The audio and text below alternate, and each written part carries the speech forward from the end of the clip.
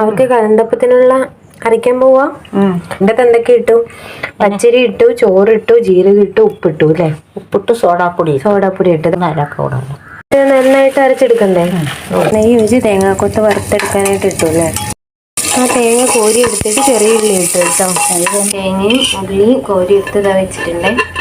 ശർക്കര പാനിയാണ് കേട്ടോ. അത് ഇതിനകത്ത് ഈ മാവിലോട്ട് അരിച്ചൊഴിക്കുകയാണേ. അരിച്ചൊഴിക്കുമ്പോൾ ഇങ്ങനെ ഇളക്കിക്കൊണ്ടേയിരിക്കണം കേട്ടോ. ഉള്ളിയും അതൊക്കെ വറുത്ത കുക്കർ തന്നെ ചൂടായിരിക്കാണ് കേട്ടോ. അതിച്ച് തേങ്ങയും ഉള്ളിയും ഇട്ടു കേട്ടോ. അതിന്റെ കൂടെ തന്നെ നമ്മൾ കലക്കി വെച്ചിരുന്ന മാവ് ഒഴിച്ചു. അതിന്റെ മുകളിലേക്ക് ബാക്കി തേങ്ങയും ഉള്ളിയും ഇട്ടു കേട്ടോ. നല്ല ഫ്ലെയിമിൽ തന്നെ വെച്ചേക്കണേ. 5 മിനിറ്റ് തുറന്ന് വെച്ച് കഴിഞ്ഞിട്ട് നമുക്ക് കുക്കർ അടച്ചു വെക്കാം കേട്ടോ. വിസിൽ ഊരിയിട്ട് കുക്കർ അടച്ചു വെച്ച് ഇത് ആവശ്യത്തിന് വേവിച്ചെടുക്കാം കേട്ടോ. അപ്പോൾ നമ്മുടെ കലന്തപ്പം സൂപ്പറായി റെഡി ആയിട്ടോ. അപ്പോൾ എല്ലാവരും ട്രൈ ചെയ്ത് നോക്കണേ. വീഡിയോ ഇഷ്ടപ്പെട്ടാൽ സബ്സ്ക്രൈബ് ചെയ്യണേ.